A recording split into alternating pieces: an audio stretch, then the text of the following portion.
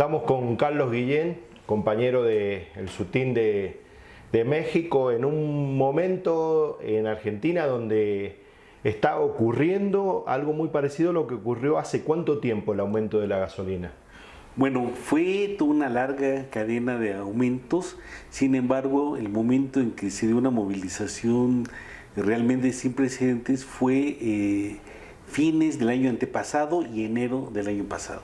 En relación al porcentaje del aumento del precio de la gasolina anterior a lo que subió. Bueno, de principios de sexenio al momento ha subido del orden de un 70%. Demasiado. Sí.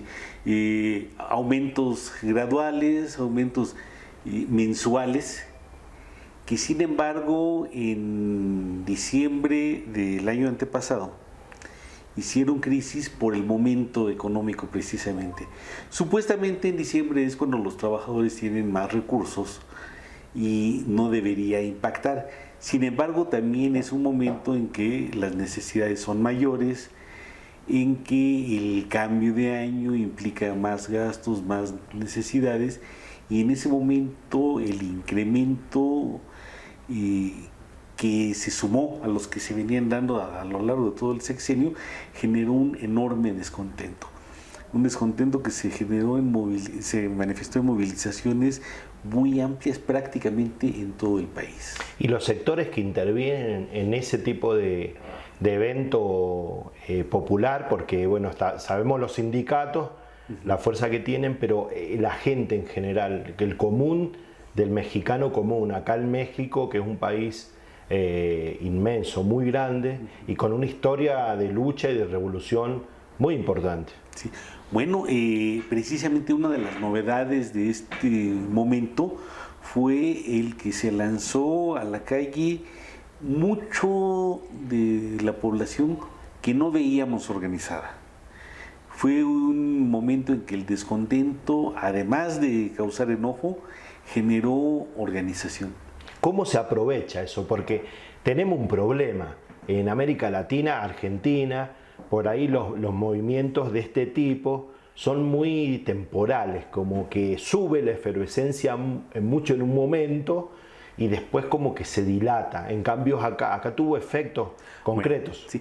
Y me parece, bueno, tenemos una situación similar en México. Ha habido varios momentos en los que se han dado esta gran efervescencia. Se dio, por ejemplo, cuando ya hace bastantes años, cuando el surgimiento del Ejército Zapatista de Liberación Nacional. Se ha dado en momentos en que hay algún problema con el presupuesto para el campo, por ejemplo. Se ha dado en algunos primeros de mayo. Sin embargo, en efecto, sin que sea una relación directa, sí me parece que es un momento en que se acumula, se expresa un gran descontento, y yo diría que todo esto que se viene acumulando, todo este descontento, esta molestia del pueblo, finalmente se expresa en las urnas el pasado 1 de julio.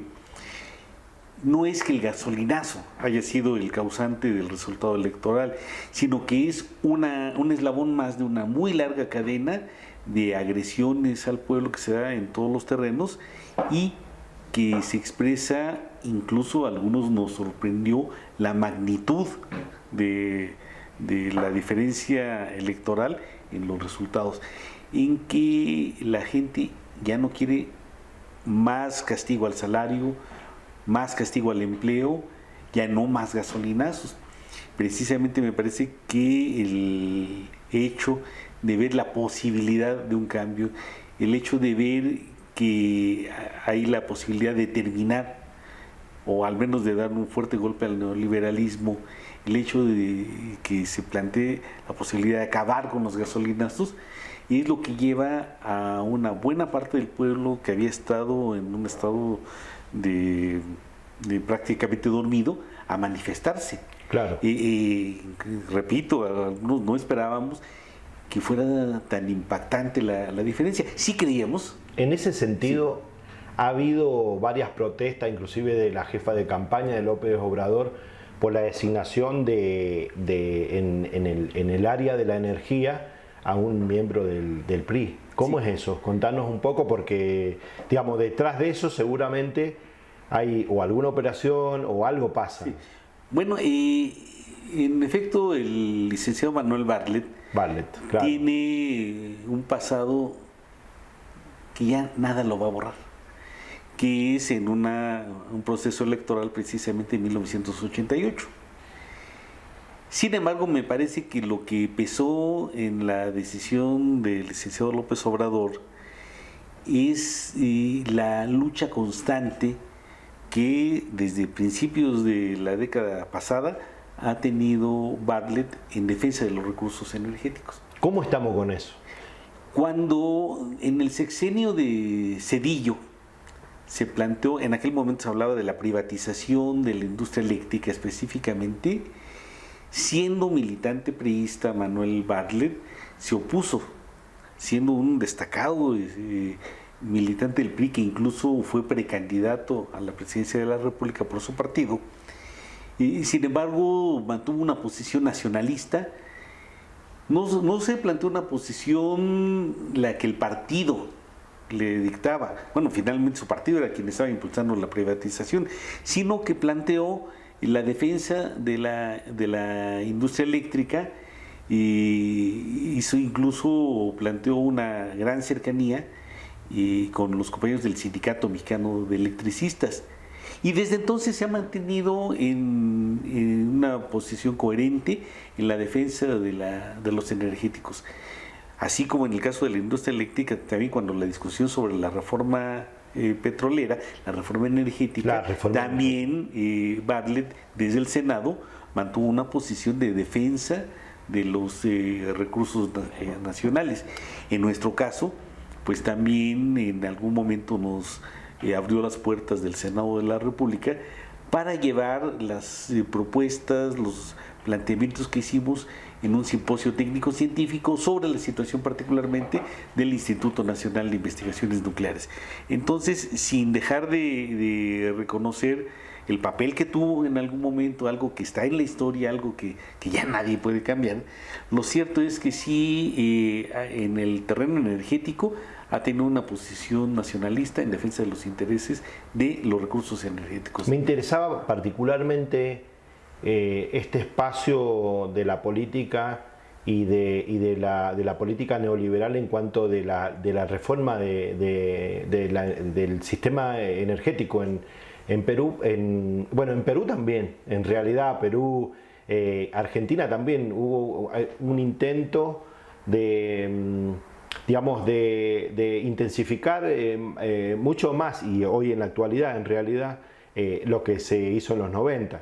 Y la reforma energética mexicana un poco está como acompasada de todo ese proceso neoliberal en América Latina. A mí me interesa particularmente las concesiones en términos de las energías no convencionales, como el fracking, sí, en Monterrey fundamentalmente.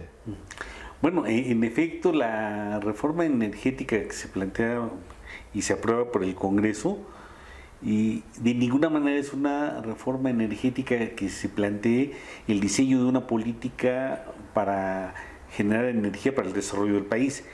Más bien, lo hemos visto, lo hemos denunciado, y el propio Bartlett y muchos compañeros lo denunciaron, como una política ligada a los intereses energéticos de las transnacionales.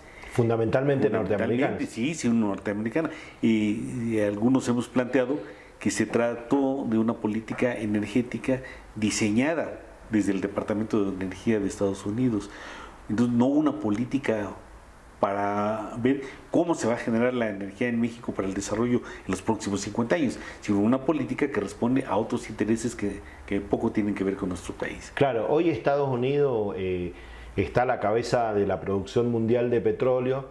Ellos dicen tenemos la mayor producción de petróleo a nivel mundial, pero resulta que los yacimientos están fuera de la frontera norteamericana, y en este caso México tiene una particularidad que tiene empresas del norte, porque inclusive no sé si la primera o quedó así como lo planteaban en ese momento, que las empresas que tenían prioridad sobre los yacimientos y sobre las concesiones de territorios con yacimientos con fractura hidráulica, o sea, es decir, con petróleo no convencional, eran las del norte, Canadá y Estados Unidos.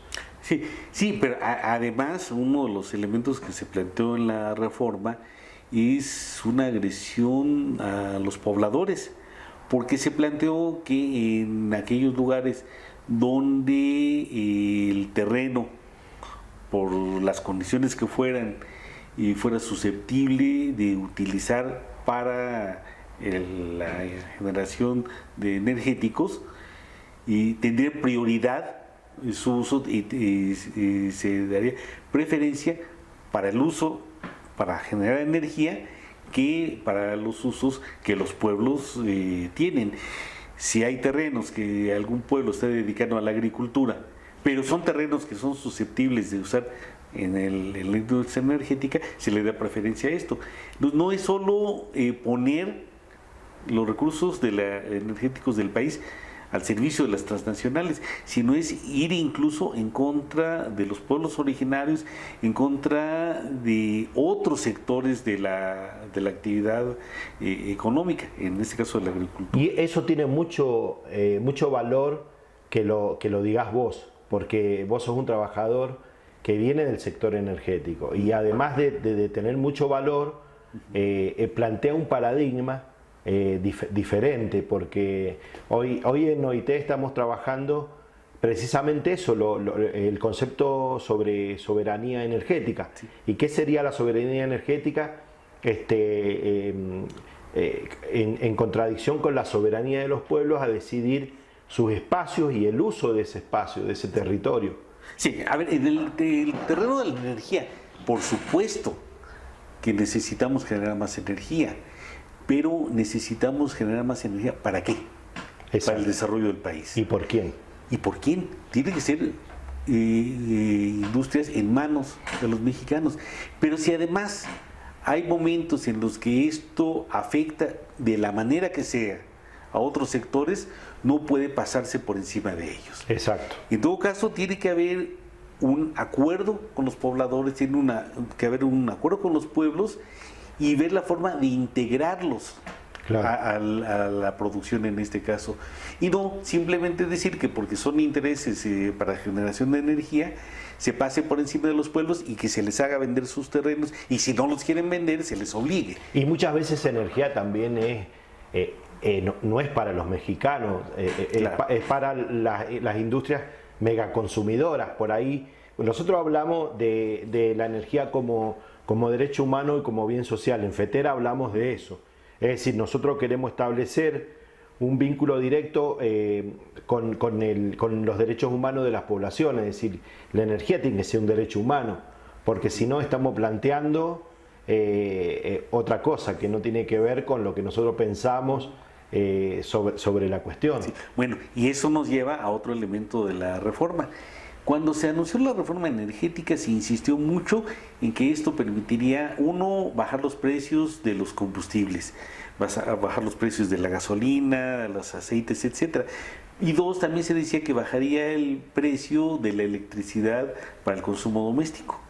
Bueno, la realidad es que no hay tal.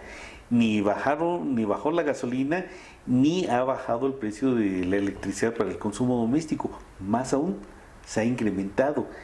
Entonces, precisamente, ¿cómo podemos ver a la energía, a la electricidad, como una mercancía más para la acumulación de ganancias o como un satisfactor de las necesidades de la población? Y coincidimos, la energía para toda la población es un derecho humano, es un derecho de los pueblos. Entonces, no puede ser considerada sencillamente como una mercancía que haga abstracción de los derechos del pueblo. Evidentemente la energía en este periodo del capitalismo trasvasa casi todos los rubros de la economía capitalista. Evidentemente es determinante, no puede ser de otra manera, porque aparte hay una crisis muy importante en términos ambientales y en el cual la energía tiene una incidencia muy importante. ¿Cómo es el desarrollo y de qué manera se está implementando las energías renovables en México en cuanto de ese derecho que vos decís de las poblaciones a elegir sus espacios de desarrollo, de sus economías de pequeña escala y la generación de energía renovable, porque en Argentina está sucediendo que las empresas transnacionales relacionadas a los hidrocarburos están tomando el negocio de las energías renovables, pero además están recibiendo créditos internacionales que deberían servir para el desarrollo de energías renovables locales, con el valor agregado correspondiente al desarrollo nacional, digamos. Bueno, creo que finalmente las políticas del neoliberalismo tendrán algunos matices entre uno y otro país, pero finalmente son políticas globales que las aplican en todos lados. Y en efecto, cuando se impulse, cuando se habla de energías limpias y en la reforma energética se habla de que debe haber un porcentaje determinado de generación de energía a partir de energías limpias, y más lo hacen para cubrir formas, pero el impulso a las energías limpias también se hace en función de verlos también como un negocio. O sea, y me parece que era la oportunidad para hacer desarrollos locales, etcétera. Pero bueno, ni se acuerda con los pueblos, ni se está tomando realmente como una alternativa. ¿Y por qué? Bueno, me parece que no es nada más hablar de las energías limpias y ya, sino esto implicaría, entre otras cosas, un impulso a la investigación científica. Claro. O sea, no puedes simplemente decir, bueno, vamos a generar energías limpias y a ver de dónde salen y cómo salen, y simplemente vamos a importar las tecnologías y los medios. En México existen 3 institutos del sector energía dependientes de la Secretaría de Energía. Que antes se llamaba Instituto de Investigaciones Eléctricas y ahora es el Instituto Nacional de Energías Limpias, perdón, el Instituto Mexicano del Petróleo y el Instituto Nacional de Investigaciones Nucleares. Uno esperaría que si realmente hay un interés en promover las energías limpias, tendría que ir acompañado con un fortalecimiento de la investigación en estos institutos para que precisamente se pueda fortalecer este campo. Sin embargo, no hay tal. En el caso del Instituto de Investigaciones Eléctricas y del Instituto Nacional de Investigaciones Nucleares, bueno, en general en los 3 hay un abandono total, y para el Instituto Mexicano del Petróleo prácticamente se ha abandonado la investigación, y los presupuestos con que cuentan el ININ y el IE son extremadamente bajos, que no permiten ni siquiera cubrir las necesidades actuales, mucho menos les permiten estar en condiciones de impulsar el conocimiento y de llegar a fortalecer estos sectores. Del uso de gas para la generación de energía de ciclo combinado. Gran parte de esa energía iba a los grandes emprendimientos mineros, o va inclusive hoy. Inclusive el gasoil es utilizado por las generadoras de las grandes mineras que tienen un stock muy barato a partir de la ley 24190. Es una ley de regulación de la cuestión minera, 24196 en realidad. Es una ley que les da, por ejemplo, te doy un dato, por ejemplo, tienen 30 años de estabilidad fiscal las mineras, o sea, si ingresan ahora, esa estabilidad, por más que haya desanclajes enormes en la economía, ellos siguen teniendo esa prioridad. Por ejemplo, el gasoil es muy barato para ellos, y ellos alimentan los generadores en alta montaña, por ejemplo, de 20 megavatios, los alimentan con gasoil. Entonces ahí la prioridad se da a las grandes transnacionales que dejan muy poca participación en el Producto Bruto Interno, tienen grandes exportaciones, pero poca participación en el Producto Bruto Interno. Entonces decimos, ahí también hay un problema, porque digo, ¿para qué voy a generar un parque, voy a construir un parque energético enorme si en realidad la energía no es para los pueblos? Entonces ahí juega un papel interesante la cuestión de las energías a una escala más pequeña. ¿Cómo ves eso vos? Desde un sindicato como este que lucha y reivindica la energía como nosotros, como un derecho humano y un bien común, y bien social además. Claro. Bueno, precisamente ahora que llega un nuevo gobierno que trae una serie de propuestas en el terreno energético, creemos que no podemos, como trabajadores, simplemente aplaudir o rechazar las propuestas, sino que consideramos, y no solo en el terreno de la energía, sino en muchos terrenos, que debe haber una participación de los trabajadores en la discusión y en el diseño de los planes.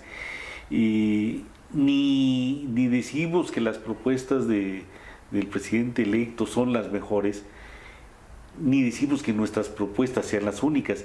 Más bien estamos en la idea de que después del 1 de julio es responsable de todos los mexicanos participar en la construcción del futuro. Y en el terreno energético, pues es lo que planteamos precisamente. Hemos pedido ya a la postulada para la Secretaría de Energía reunirnos para discutir conjuntamente la problemática del conjunto del sector energético. Y creemos que así tiene que ser en todos los terrenos. Que la construcción, el diseño, las políticas se hagan con la participación, sí, por supuesto, a partir de las propuestas del gobierno, pero también con la participación de los interesados. Claro. Y en este aspecto me parece que la participación de los compañeros de electricistas, petroleros, nuestra misma, está ligada a otra necesidad y a otro factor sumamente importante, que es la democratización del mundo del trabajo. Porque bueno, seguramente ustedes saben de la situación sindical en México. Hay una gran cantidad de, bueno, incluso yo diría que seguramente son muchos más que los sindicatos genuinos, los sindicatos de protección. Creemos que es algo que hay que terminar, porque no se puede dar la participación, la elaboración de propuestas en los terrenos de la actividad de los trabajadores, si no es con organizaciones sindicales genuinas, donde haya una verdadera discusión, participación, aportación y toma de decisiones por parte de los trabajadores. Entonces, en el terreno de la energía creemos que tiene que ser así, pero también tiene que ir aparejado con la democratización del mundo del trabajo. Y esto lleva a que tiene que haber una política laboral también distinta a la que se ha tenido. Una política en la cual contemos con los elementos para erradicar el contratismo de protección, que es un verdadero cáncer. Es como trabajo en negro. Sí, o sea, finalmente son sindicatos de los cuales ni siquiera en realidad están enterados que son parte de ellos los trabajadores, que los patrones directamente imponen las condiciones, y cuando los trabajadores en algún lugar se quieren organizar, formar su sindicato, de pronto se enteran que ya tienen, y ellos ni enterados están ni del contrato colectivo ni de nada. Bueno, entonces ese sindicalismo no puede seguir existiendo, y ese sindicalismo no sirve para la construcción de un país diferente. Por eso decimos, en el caso de la energía, sí tenemos propuestas, pero también tenemos que pasar por la otra parte. Te había preguntado esta cuestión de cómo incluir en los convenios con la patronal y con el Estado algunos ítems sobre la cuestión de incluir el derecho al ambiente y a la cuestión de la baja de los gases de efecto invernadero en el mundo del trabajo. Bueno, en general en la industria, y particularmente en casos como la industria minera, como la energética, etcétera, lo que el capitalismo siempre ha buscado es la generación de la máxima ganancia. Y para esto no les interesa ni dar al traste con la vida de los trabajadores, ni dar al traste con la naturaleza. Y los trabajadores no podemos actuar así. A los trabajadores no nos puede interesar nada más la generación de más energía a costa de nuestra vida o a costa del ambiente. Entonces me parece que los trabajadores tenemos que plantear, y planteamos desde el SUTIN, desde muchas organizaciones, el que sí se necesita energía, para el desarrollo del país, pero tiene que ser en condiciones distintas a las cuales se está dando ahora y a las cuales impone el neoliberalismo. Necesitamos energía no para engordar los bolsillos de los capitalistas, no para satisfacer las necesidades energéticas de las transnacionales de Estados Unidos, de las metrópolis, sí, sino para el desarrollo soberano, independiente y con justicia de los pueblos.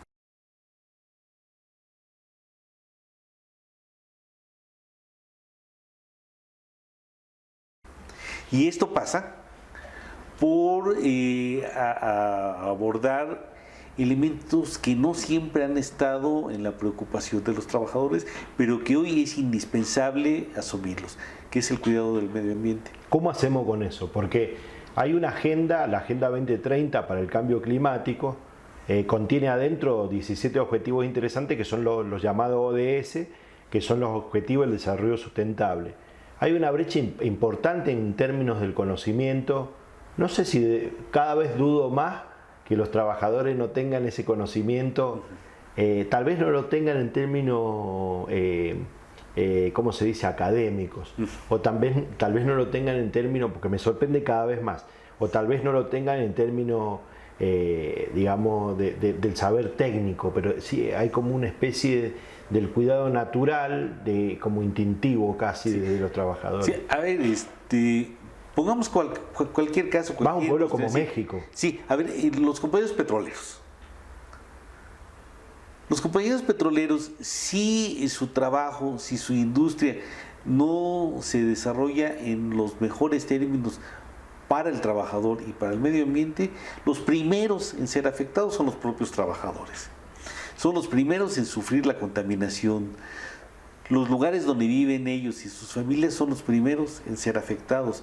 Y nosotros los trabajadores no podemos quedarnos nada más en la defensa del salario, del contrato colectivo, sino también tenemos que luchar por una mejor calidad de vida que sea en todos los terrenos. Sí, requerimos mejor salario, sí, requerimos mejores condiciones de empleo, pero también requerimos salud, requerimos el tener condiciones de vida, no solo en lo inmediato, sino en toda la sociedad más adecuadas.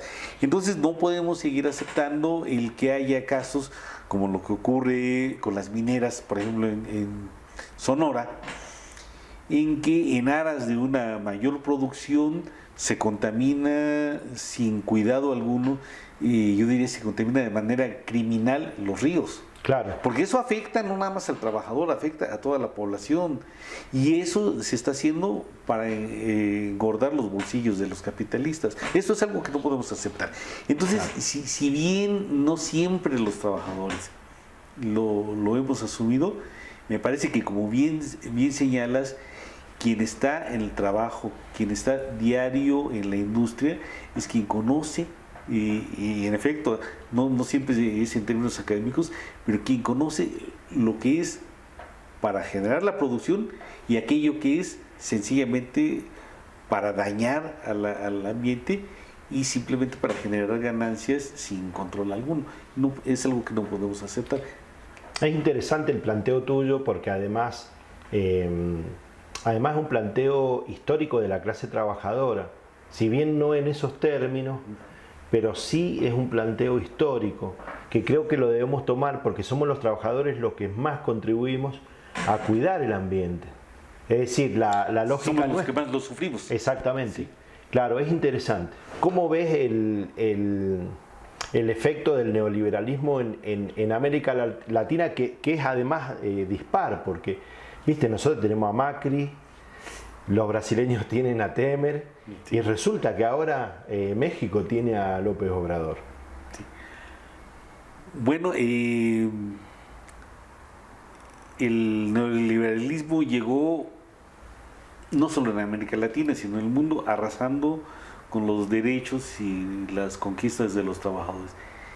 Y se fueron a tal grado que nos llevaron a un momento, luego decíamos, no podemos estar peor. Y cada vez más y más y más peor estábamos. Y me parece que esto es lo que lleva precisamente en varios países a que haya movimientos en que llevan a los gobiernos posiciones distintas. Pero bueno, ellos no están dispuestos tampoco a ceder fácilmente. Y A lo mejor algunos consideran que es un anacronismo, pues, pero finalmente en estas condiciones es donde se expresa verdaderamente la lucha de clases.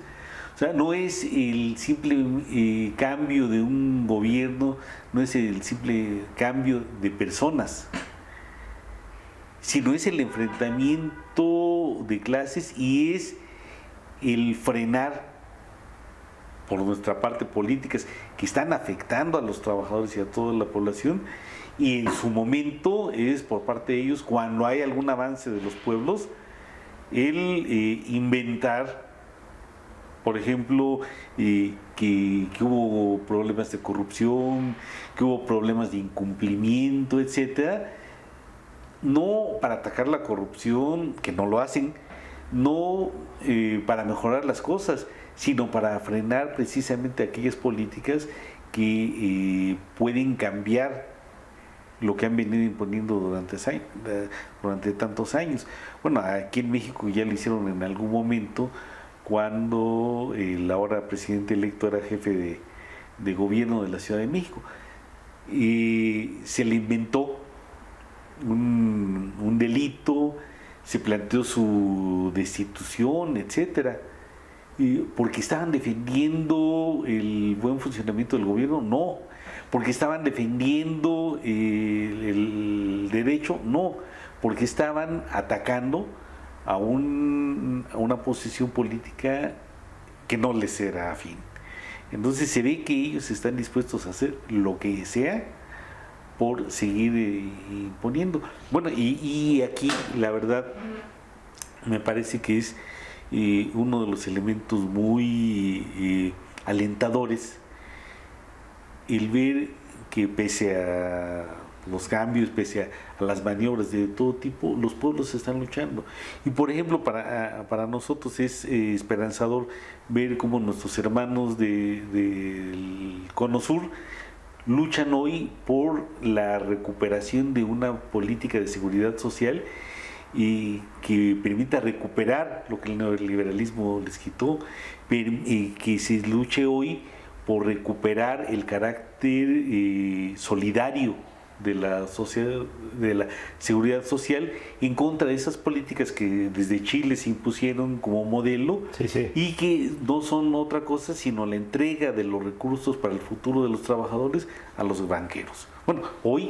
Bueno, no de hoy, sino ya desde hace años se han estado implementando estas políticas en nuestro país, y me parece que es un momento de tomar el ejemplo de nuestros compañeros del Cono Sur y de luchar en contra de esas políticas. Claro. Entonces no es nada más que el enemigo, que los patrones, que los capitalistas se apoyen, se transmitan, sino creo que también desde el mundo del trabajo tenemos que aprovechar las enseñanzas, las experiencias, y tenemos que poner en práctica la solidaridad si es que queremos construir un mundo nuevo.